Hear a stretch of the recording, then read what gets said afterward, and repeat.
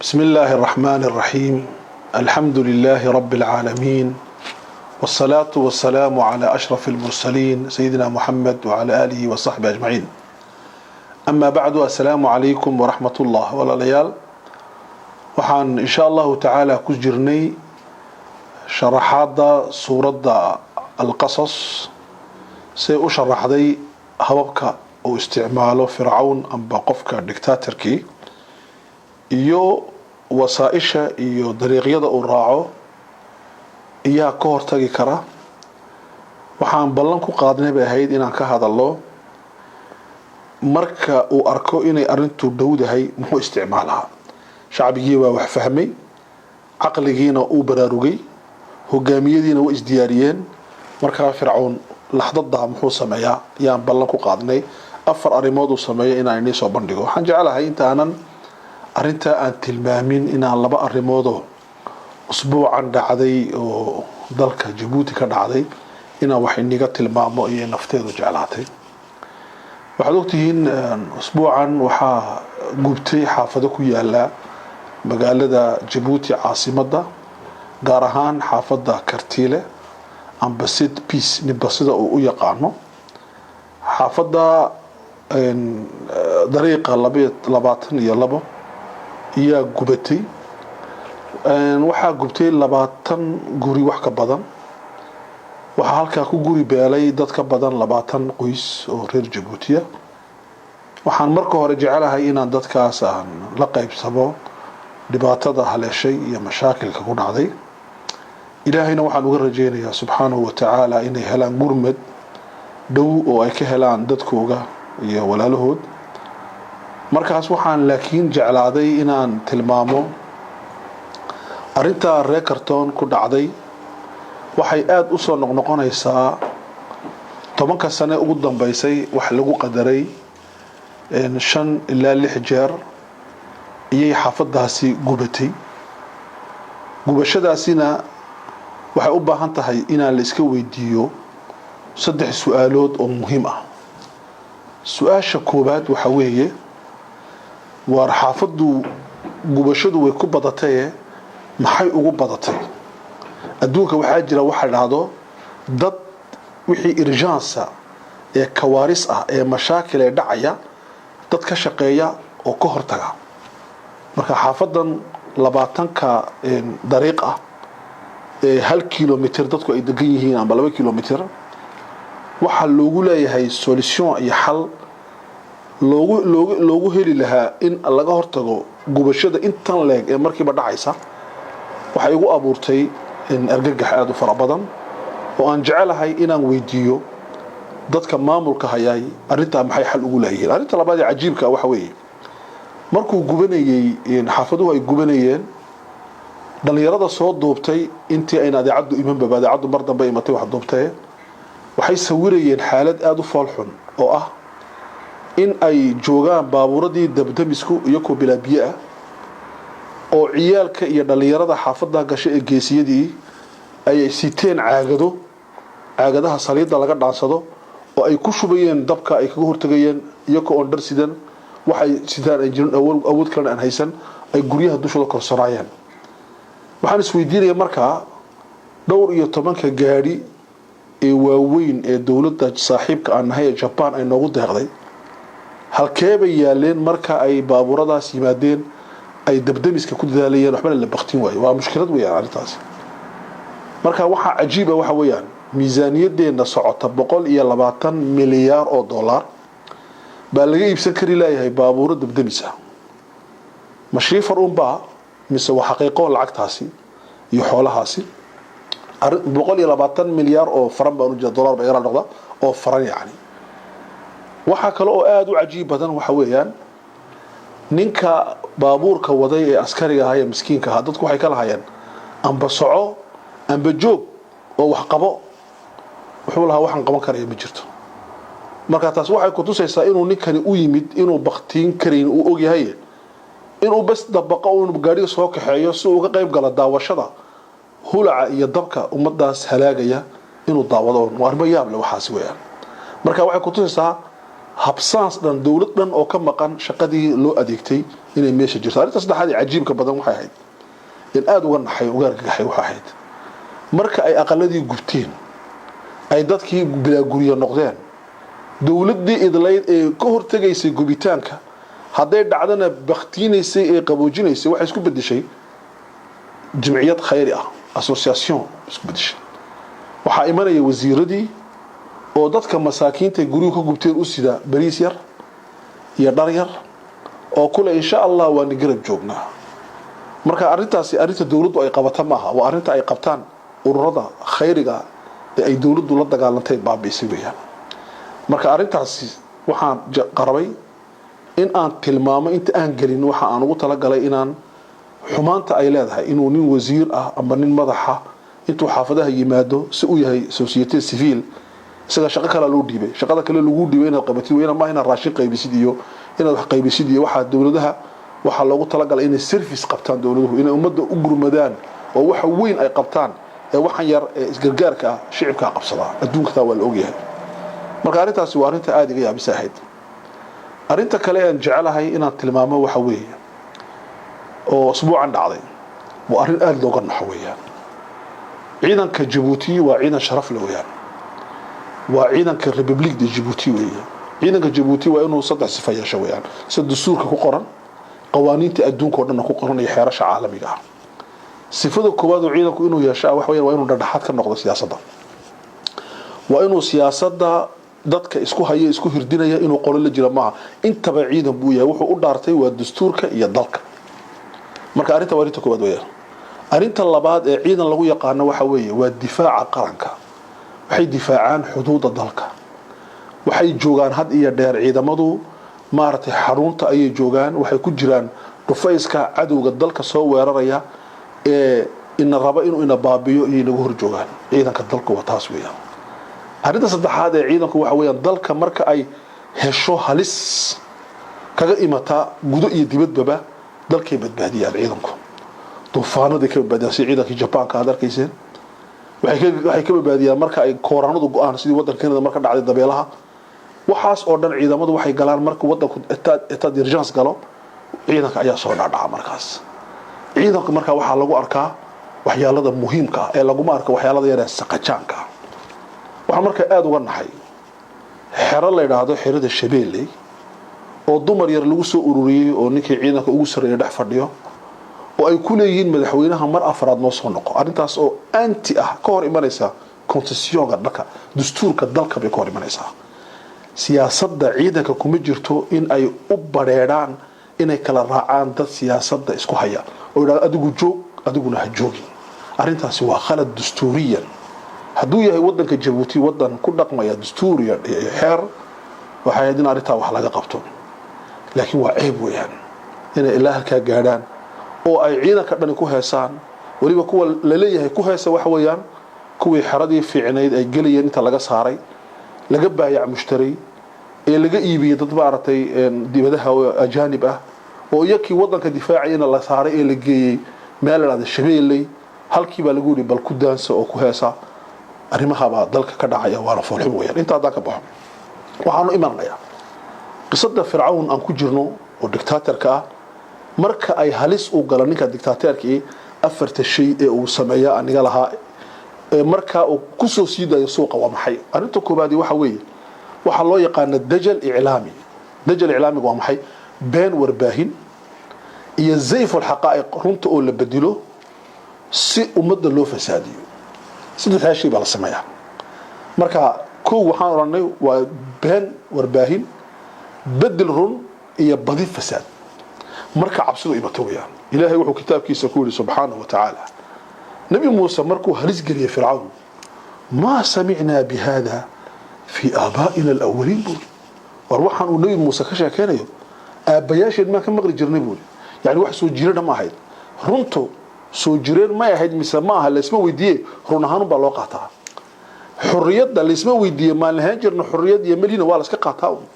diintu la isma weydiiyay ma waxaas waa wixii xaqaa'iqda runta sidoo baa loo qaataa aabaha buu ku dhaqmayay mise kuma dhaqmayn kuma taala adiga ma sami'na bihada fi abaa'ina al-awwalin war waxaan la wada ma naqashin wali saasa lagu oranay marka iclaamka waxa badiya warbaahinta la galiya wax khatara socda waxba dhulka jira hal is ilaaliyo dadka laga naxiya laga cabsiya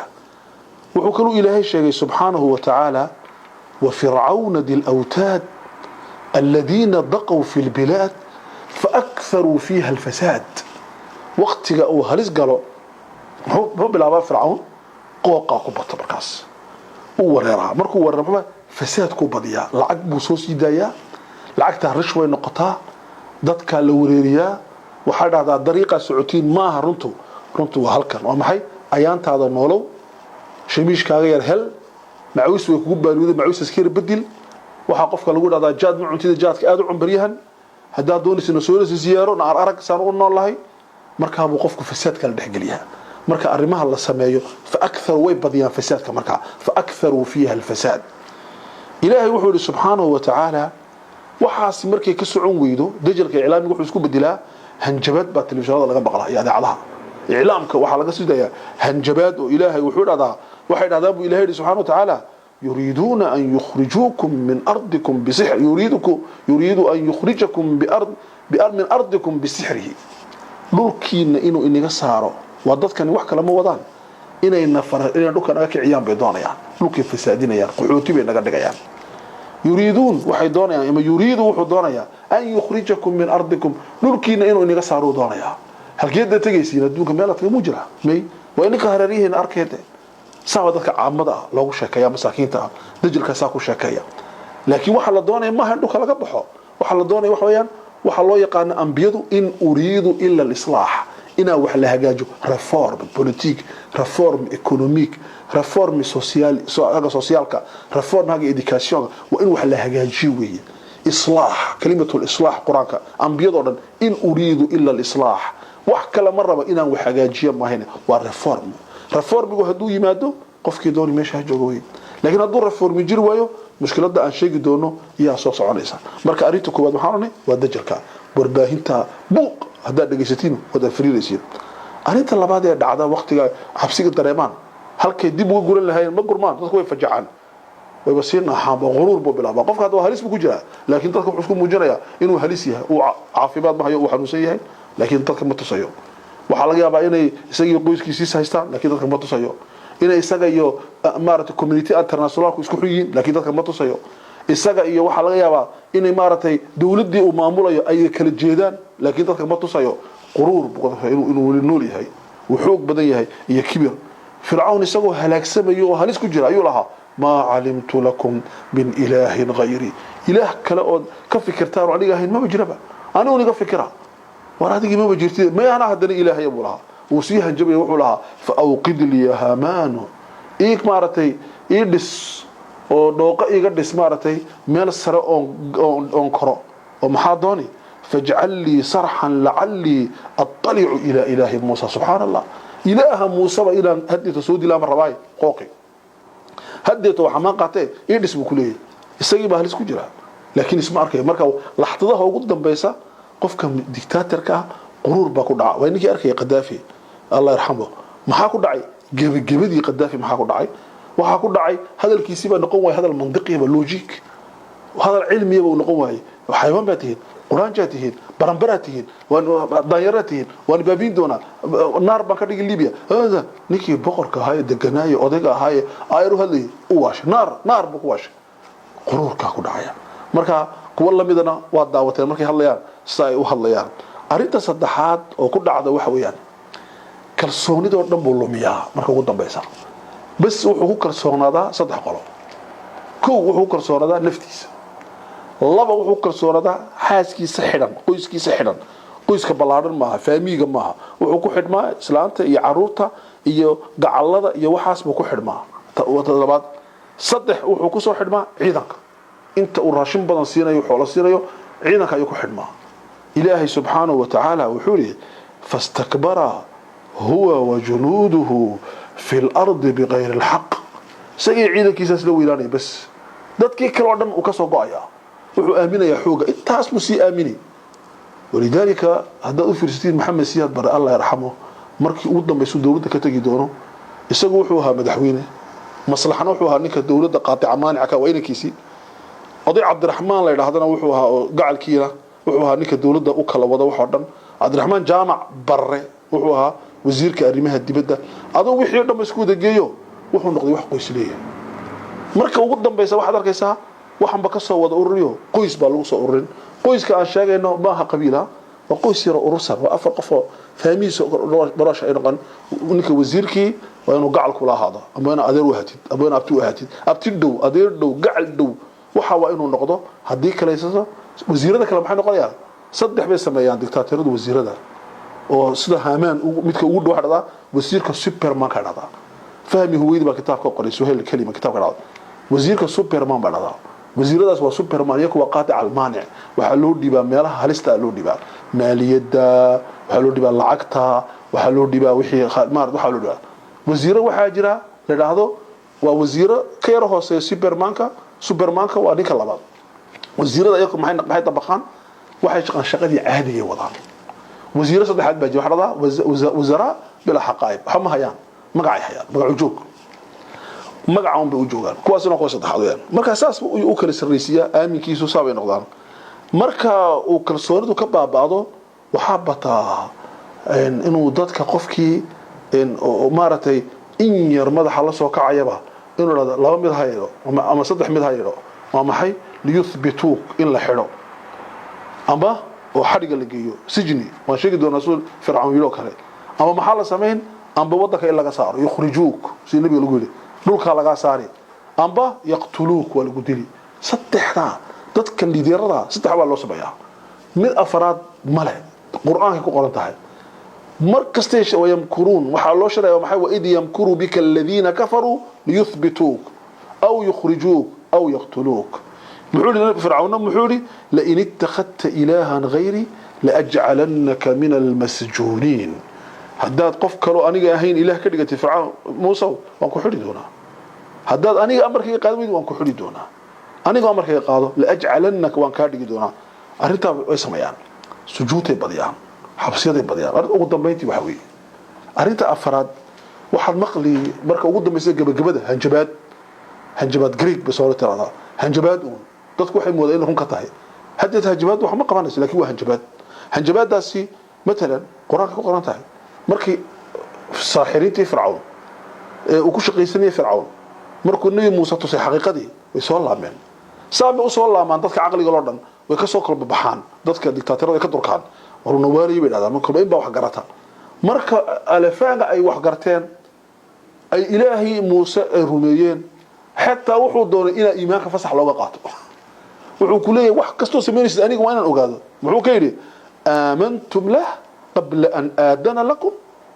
warma waxaad rumeynaysiin inta aanu nifasixin yani على الاقل ani ma weydiisina inaad xitaa iimaan yeelatiin subhanallahi alazim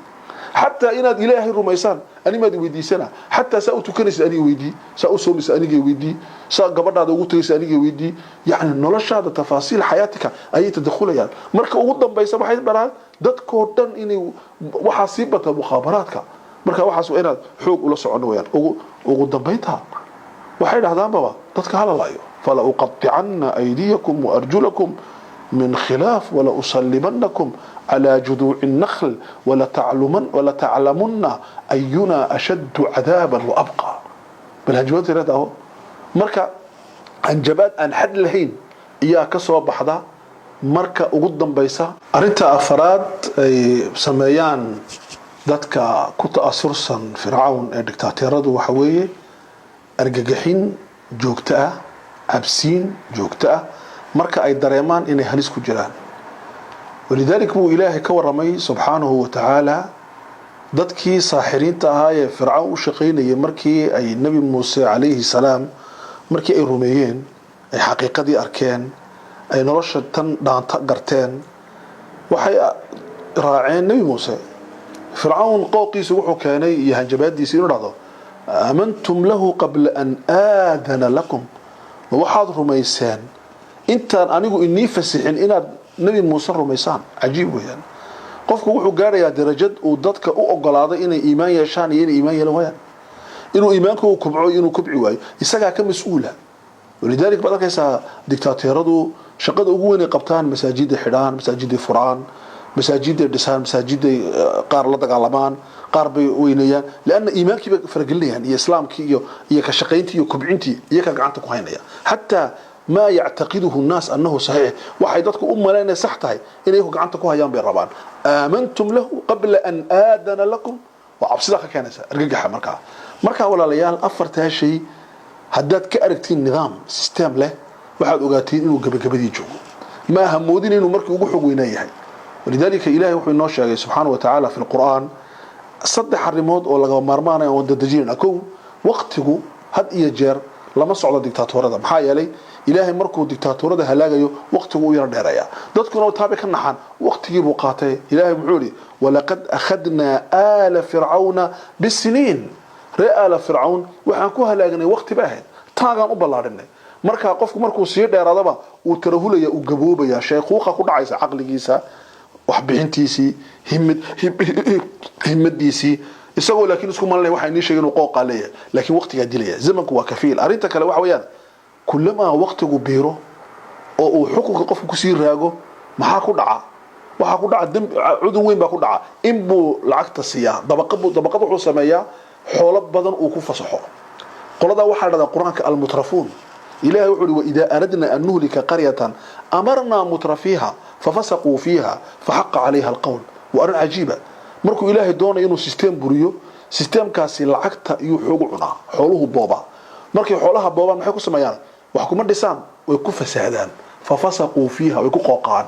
waxay ibsadaan aqalkan yaa dhisay hebel ana ka aqal fiican mid kale aqal siisay kan yaa dhisay hebel ana ka sii fiican waxa arkaysaa iyada oo wadankii uu sii socdo oo haga dhismahana la sii socdo dadku way marka waxay ku leeyahay wadanku uu dhismaya ma dhismay wadanku waxa dhismay waxa weeyaan waa halaagi baa dhismaya ilaan adduunka dhaqaaluhu isgarab socda dhulkan aan joogno oo Canada iyo America iyo waxa arkaysaa economigu uu istakaabulinaya laakiin dhankeen waad garanaysaa ugu dambeyntii waxa weeyaan walaalayaal arrimaha lagaba maarmaanka waxa weeye in uu leeyahay qofka dictatorka meel ku dhamaado likulli ummatin ajal ummad wal markuu ilaahay halaagaya meel bay ku dhamaataa meesha ku dhamaataa ee ku fiirsan fircoon ilaahay meel buu ku dilay qaaruun meel buu ku dilay hamaan meel buu ku dilay namruud meel buu ku dilay maxaan ku dhadaa Hitler meel buu ku dilay Stalin meel buu ku dilay waxaan ku dhadaa Qadaafi meel baa lagu dilay bilaacad hoostiisa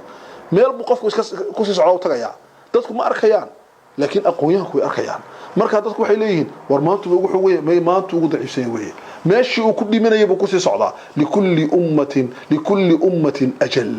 likulli ajal kitab meel buu iska tagaya dadku inay ka ciliyaan bay doonayaan laakiin soo kama noqonayo war reform samee ma sameeynayo war halkan mar ma marayo war wad xanuusatay soo noqon ma soo noqonayo war dalku waa uu noo wada baahan yahay ma arkay waxa soo dhan ana leey baahan yahay buu koran